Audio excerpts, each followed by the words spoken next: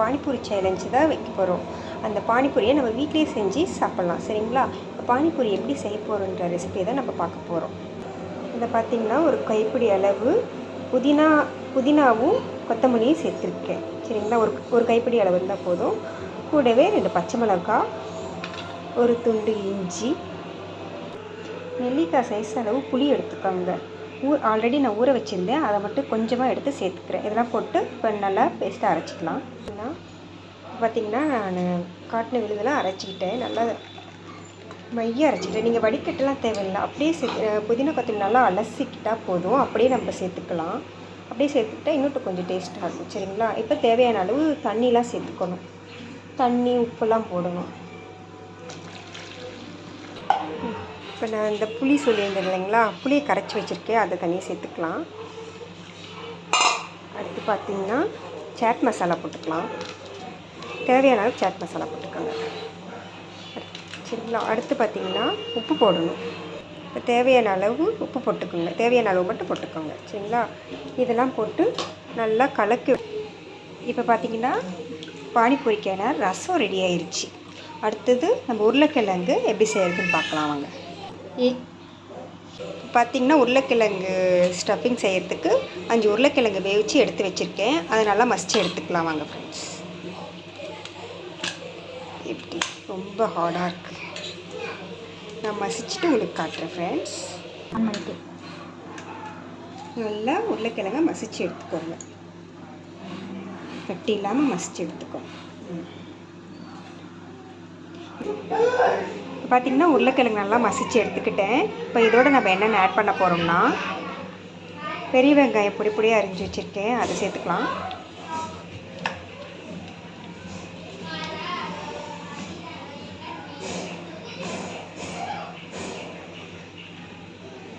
அடுத்து என்ன சேர்க்க போகிறேன்னா, அடுத்து இதோட மிளகாத்தூள் ஆட் பண்ண போகிறேன். தேவையான அளவு காரத்துக்கு ஏற்ற மாதிரி மிளகாத்தூள் போட்டுக்கோங்க. மிளகாத்தூள், தேவையான அளவு உப்பு சேர்த்துக்கோங்க. தேவையான அளவு இவ்வளோ உப்பு போட்டுக்கிறேன். தேவையான அளவு சாட் மசாலா இதுலேயும் கொஞ்சம் ஆட் பண்ணிக்கிட்டால் நல்லாயிருக்கும். இது வந்து பார்த்திங்கன்னா உருளைக்கிழங்கு நல்லா நான் மசிச்சு எடுத்துக்கிட்டேன். அதில் பெரிய வெங்காயம், சாட் மசாலா, ஜீரகப்பொடி, உப்பு, மிளகாத்தூள் எல்லாம் போட்டு நல்லா பிசைஞ்சு எடுத்து வச்சுக்கிட்டேன். அடுத்து பார்த்திங்கன்னா பூரி பொரிச்சு எடுத்துக்கலாம். இப்போ பார்த்திங்கன்னா எண்ணெய் நல்லா காஞ்சிருச்சு. பூரியை போட்டு பொரிச்சு எடுத்துக்கலாம்.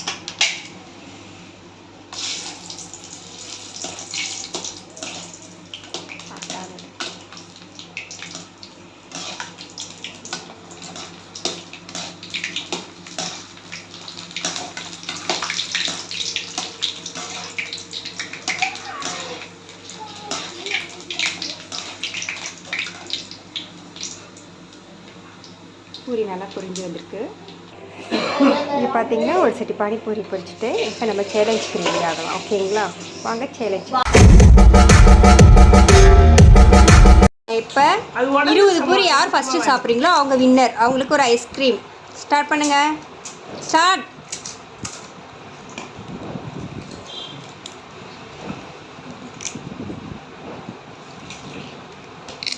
ஒரு பூரி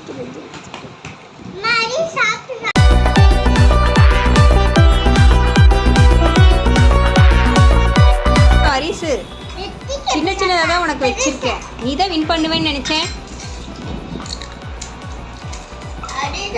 இம்மா பிளேட்டா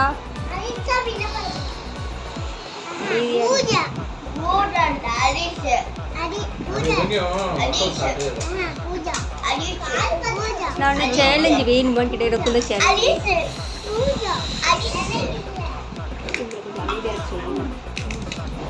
ஹரிசு முடியலன்னா விட்டுரு, ஸ்கிப் பண்ணிக்கலாம். முடியலையா? சரி வந்து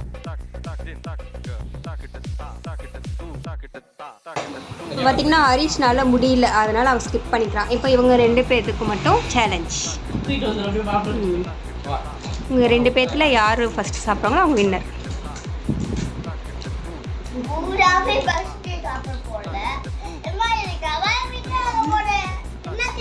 ரசம் வேணுமா?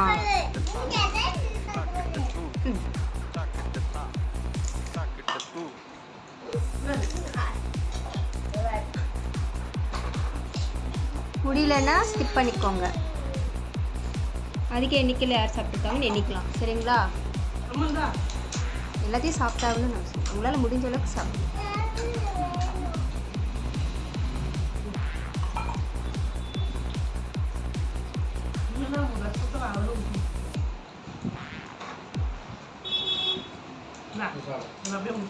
ரெண்டு நிமிஷம் ஆக போகுது.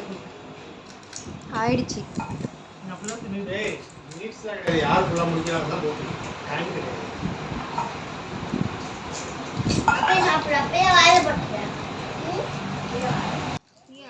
ஒரு டம்ளர் இதையும் ஊற்றி குடிச்சு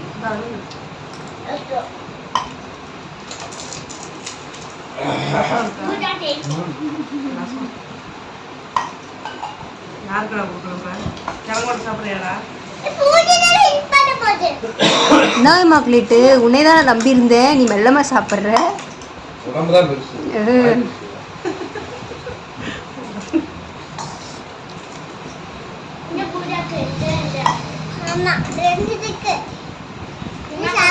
அரி சாப்பிடலையா?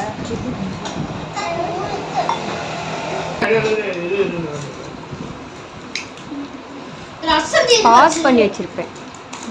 தண்ணி சொல்லிட்டு வீடியோக்காவது தலை தெரியாது.